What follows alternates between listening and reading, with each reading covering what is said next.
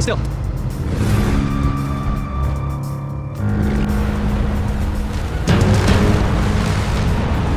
You wake to something screaming above you, not a bird you recognize.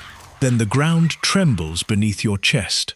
A three-toed foot, longer than your body, sinks into the mud less than 5 meters away. You stop breathing. Above the ferns, a massive head turns toward you. Tyrannosaurus Rex.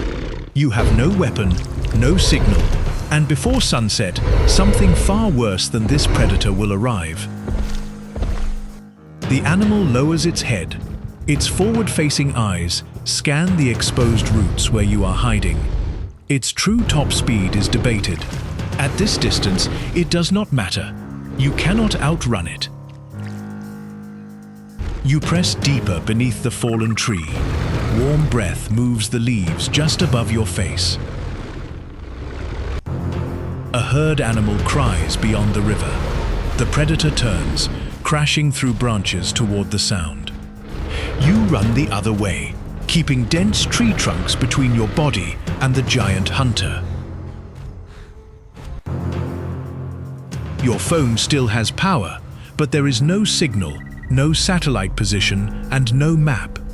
You climb a muddy ridge and finally see the world around you.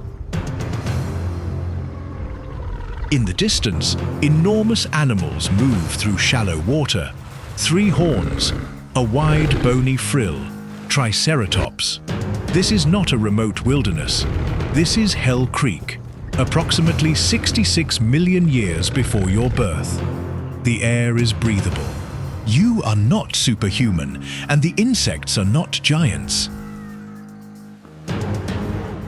You have half a bottle of water, a dying lighter, a small tool, and nothing to eat. Food can wait. In this humid heat, thirst becomes your first real enemy.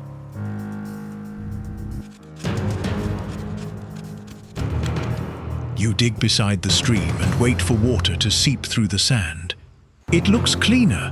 That does not mean it is safe from microorganisms that could leave you dangerously dehydrated. A small feathered theropod watches from the ferns. It is not enormous, but its teeth are real. It moves closer. Then a second shape appears behind it.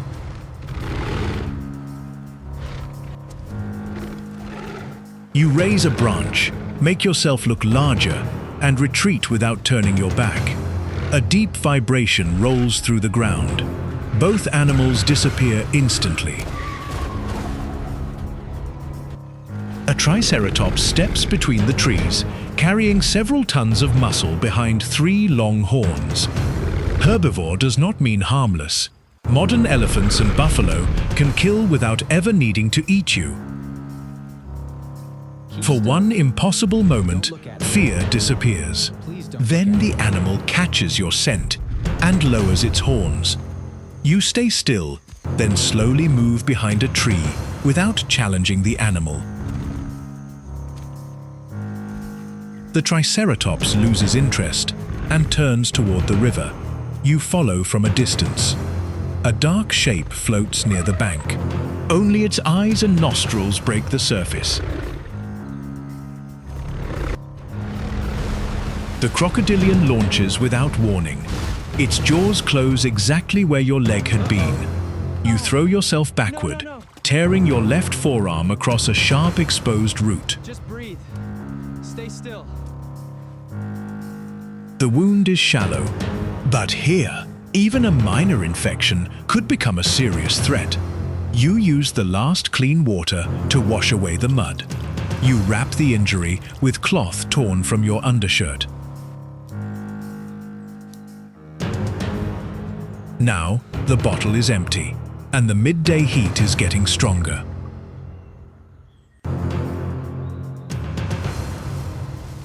Sweat soaks your clothes. Every step now costs water your body cannot replace. Then you hear it, a narrow tributary moving quickly through the forest. You fill the bottle, but clear moving water can still carry disease. You search beneath fallen wood for the driest fibers and branches you can find. The lighter fails once, then twice. On the final attempt, one weak flame catches. Minutes later, the water boils. For the first time today, you have something safe to drink. The fire may save you from dehydration. The smoke may reveal exactly where you are. You bury the fire and listen. The forest has become quiet again. A footprint interrupts the trail. It is deeper than your boot and still filling with muddy water. Then the smell reaches you.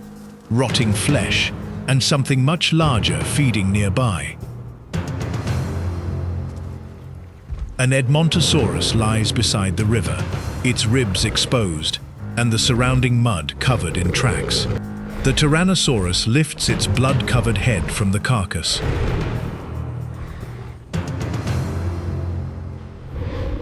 You are downwind. For the moment, your scent is being carried away from the predator. You crouch and begin moving backward, placing each foot carefully into the soft mud.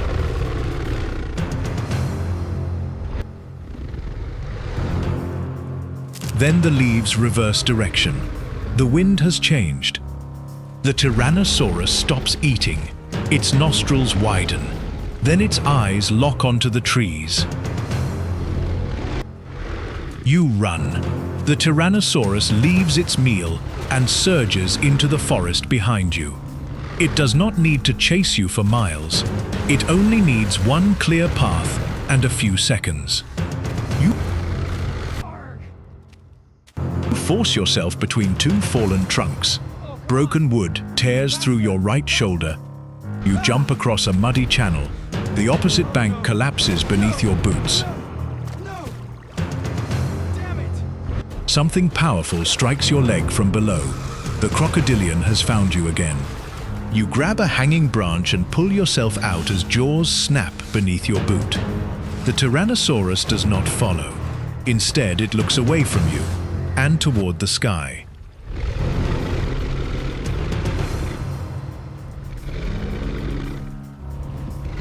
The insects stop. The distant calls disappear. Every living thing seems to be watching the same point. High in the southern sky, a white point is growing brighter. A line of fire cuts across the atmosphere. You finally understand the date. The asteroid may be more than 10 kilometers wide, moving many times faster than a rifle bullet.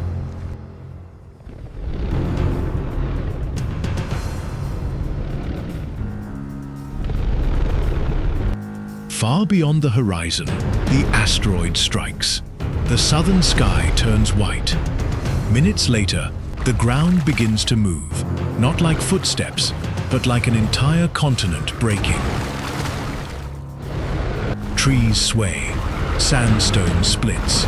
Predator and prey stampede in the same direction. Behind you, the river suddenly withdraws, leaving fish twisting across the exposed mud. Then the water returns, a wall of mud driven across the floodplain by seismic energy. Triceratops and Edmontosaurus run together. The wave reaches them. You climb exposed roots as the surge strikes the ridge beneath you. Move, come on! Move! Help! Your backpack catches. You cut the strap and watch every remaining supply disappear.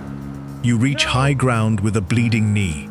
Then glass-like beads begin falling from the sky.